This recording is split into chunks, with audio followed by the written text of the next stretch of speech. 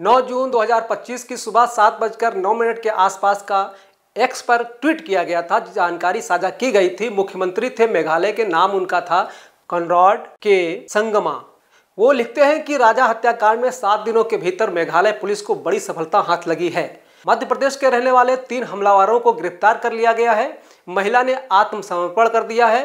एक अन्य को पकड़ने के लिए अभियान जारी है। बहुत बढ़िया मेघालय पुलिस। बस ये ट्वीट करना था कि उसके बाद सोशल मीडिया पर एक तरह से कह सकते हैं भूचाल आ गया, तूफान आ गया।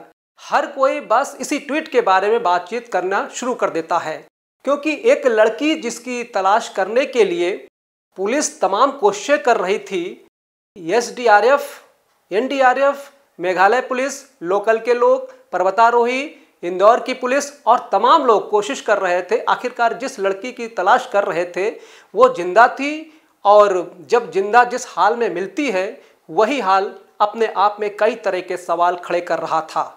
अब लोग सोशल मीडिया पर ये लिखने लगे हैं कि सोनम ही बेवफा है। आज की इस कहानी के माध्यम से जानने की कोशिश करते हैं कि क्या वाकई में सोनम बेवफा है कि नहीं है।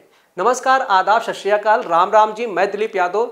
आज की जो ये सच्ची घटना है, जो ये सच्ची कहानी मैं आपको सुनाने जा रहा हूँ, इस सच्ची घटना की शुरुआत होती है उत्तर प्रदेश का जिला गाजीपुर का एक थाना है जो लगता है नंदगंज थाना क्षेत्र की मैं बात कर रहा हूँ। इसी थाना क्षेत्र में एक ढाबा लगता है जिसका नाम है काशी चाय का जायका। काशी चाय के जायके पर 8 और 9 जून लगभग रात का समय 1 बजे का होगा। एक लड़की, उसके बाल बिखरे हुए थे, जिसने टी-शर्ट पहनी हुई थी, जिसने नीचे जीन्स पहनी हुई थी, बड़ी बदहवास हालत में थी, परेशान सी थी, समझ नहीं पा रही थी कि आखिरकार करे तो क्या करे। ढाबे के सामने एक टिन शेड है, टिन शेड के बराबर में जाकर खड़ी हो जाती है। तभी उसकी नज़र एक छोटू पर पड़ती है जो कि वहाँ पर एक चाय की दुकान पर काम करने वाला होता है। और जो चाय वाला जो लड़का होता है वो उस लड़की के पास जाता है और जाकर कहता है कि बहन जी, मैं आपकी क्या मदद कर सकता हूँ, आपको कुछ हेल्प चाहिए, क्या बात है। वो लड़की कुछ नहीं बोलती है, वो घबराई हुई थी, सकुचाई हुई थी। उस छोटू ने जाकर, जो उस ढाबे का मालिक होता है जिसका नाम साहिल यादव होता है, उसके पास जाता है और जाकर कहता है कि भैया, एक लड़की है जो अकेली है, जिसने इस तरह के कपड़े पहने हुए हैं, बाल उसके बिखरे हुए हैं, बड़ी बदहवास लग रही है, कुछ ना कुछ दिक्कत परेशानी ज़रूर है उसके साथ, आपको चलकर देखना चाहिए, आपको जाकर बातचीत करनी चाहिए उससे। छोटू ने जाके जैसे ही उस ढाबे के मालिक से कहा, ये बात कही, तो ढाबे वाला मालिक यानी कि साहिल यादव उस लड़की के पास पहुंचता है। उस लड़की से जाकर पूछता है कि आपको क्या मदद चाहिए, क्या आपको खाना खाना है या आपको कुछ और मदद चाहिए, तो आप हमें बता सकती हो।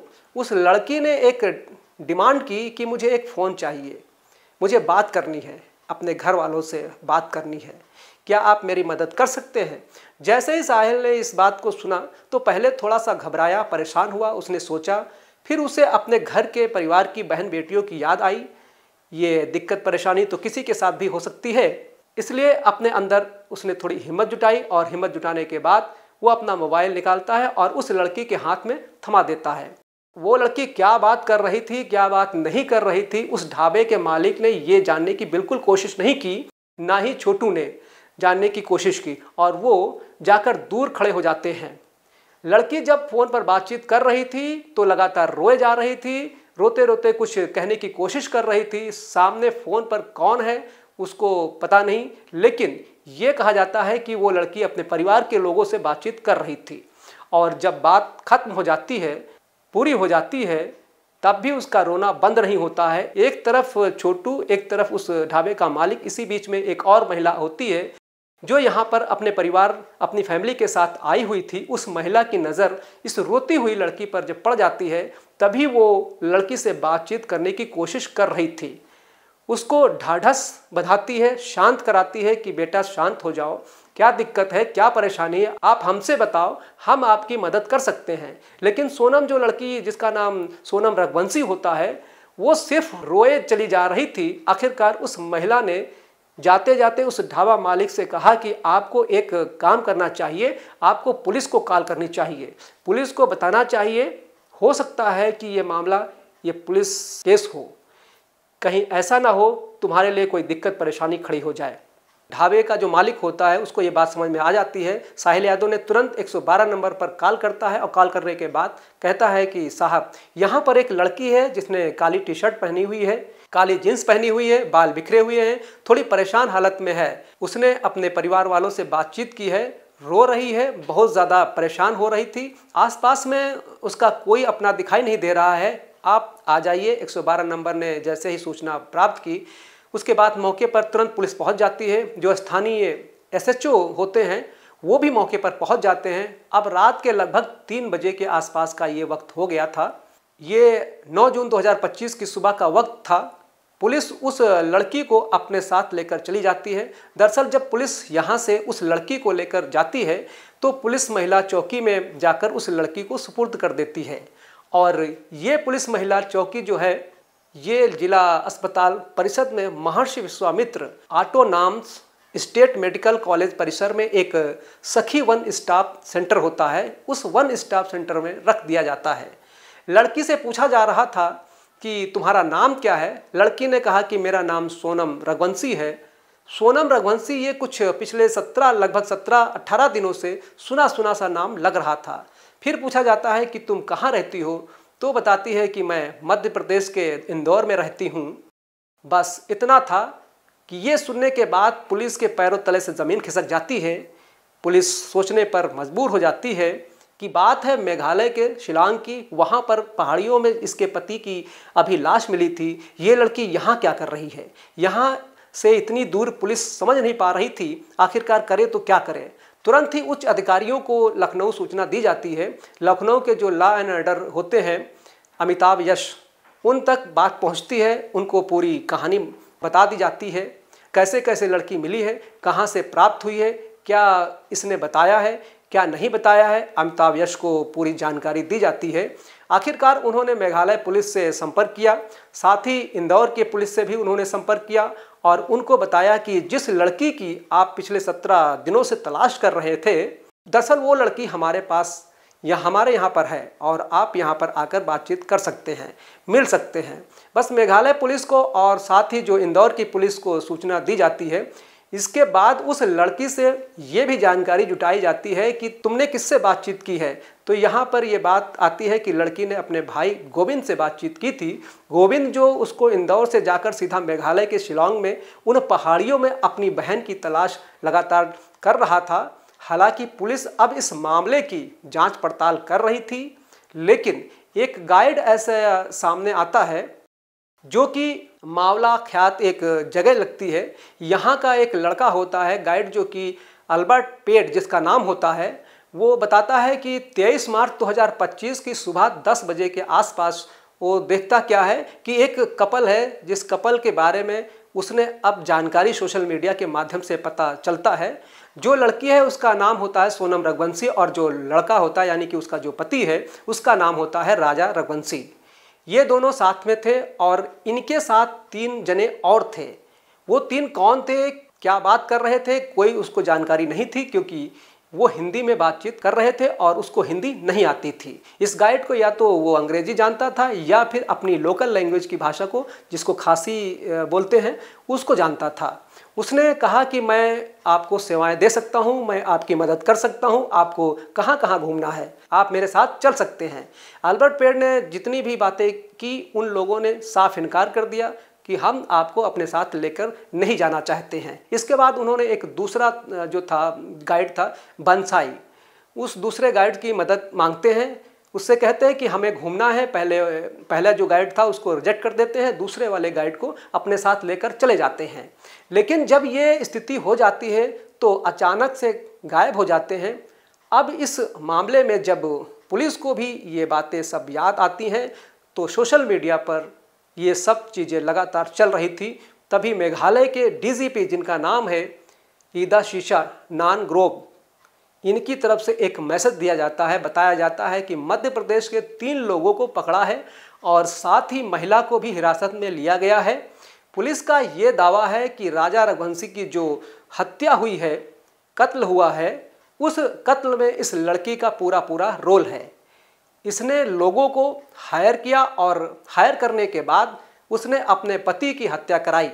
हत्या क्यों कराई क्यों नहीं कराई, इसके बारे में अभी चर्चाओं का दौर चल रहा है। जानकारी जुटाने की कोशिश की जा रही है। पुलिस मामले की तलाश जांच पड़ताल कर रही है। लेकिन सोनम रघुवंशी और राजा रघुवंशी जो होते हैं, ये दोनों एक दूसरे को जानते थे, पहचानते थे। परिवार वालों की सहमति के बाद 11 मई 2025 को आखिरकार इन दोनों की शादी हो जाती है। लड़की ये फैसला लेती है कि हम हनीमून मनाने के लिए कहीं दूर चलते हैं। इसके लिए पहले कश्मीर का प्लान था, लेकिन कश्मीर में जो आतंकवादी घटना हो जाती है, वहाँ से ये प्रोग्राम कैंसिल कर देते हैं और इसके बाद ये तय करते हैं कि क्यों ना माँ कामाख्या देवी के दर्शन कर लिया जाए। और इसके बाद वहाँ से गुवाहाटी जाना होगा और गुवाहाटी से सीधा शिलांग की तरफ चलेंगे।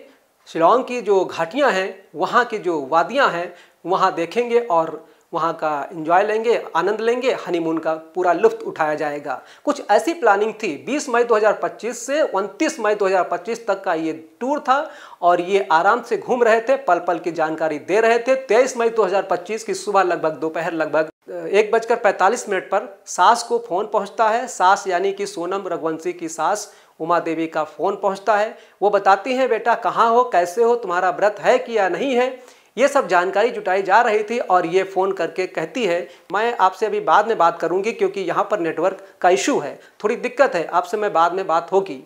सास को ये कहकर वो फ़ोन बंद कर देती है। इसके बाद में उनका ऐसा संपर्क टूटता है कि इससे बातचीत हो नहीं पाती है। घर वाले परेशान हो जाते हैं। 24 मई तक भी इंतज़ार किया जाता है। आखिरकार 25 मई को इमरजेंसी लैंडिंग ये करते हैं। दूल्हा यानी कि राजा रघुवंशी का भाई और जो लड़की होती है उसका भाई, ये इमरजेंसी वहाँ लैंडिंग करते हैं, वहाँ पर जाते हैं और जाने के बाद अपनी बहन को तलाश कर रहे होते हैं। जब लोकल की पुलिस की मदद नहीं मिलती है तब यूट्यूबर्स की मदद ली जाती है और मदद लेने के बाद लगातार कोशिश करते करते आखिरकार 11 दिन बीत जाते हैं।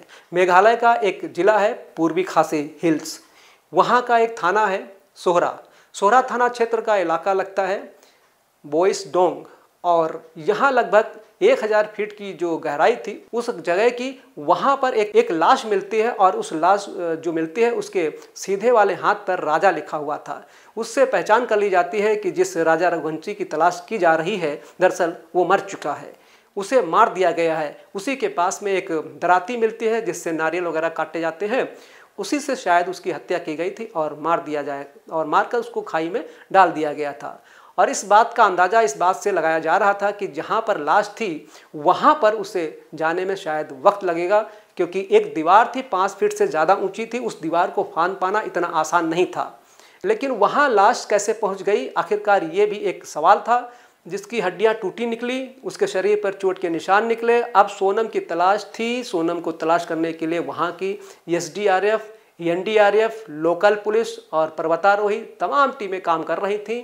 STF का गठन कर दिया जाता है। परिवार के लोग मेघालय के मुख्यमंत्री से CBI जांच की मांग कर रहे थे कि CBI जांच होनी चाहिए या फिर देश के गृह मंत्री हो, प्रधानमंत्री हो को पत्र लिखा जाता है। पूरे देश भर में इस घटना को लेकर हड़कंप मचा हुआ था। लेकिन यह हड़कंप उस वक्त लोगों को सोचने पर मजबूर कर देता है जब ये लड़की गाजीपुर के एक ढाबे पर बदहवास हालत में मिलती है। फिलहाल पुलिस ने इसको अपनी हिरासत में ले लिया है, उससे पूछताछ चल रही है। बस लोगों का जिस तरीके से ये कहना है कि सोनम ही बेवफा है, क्या वही बेवफा है?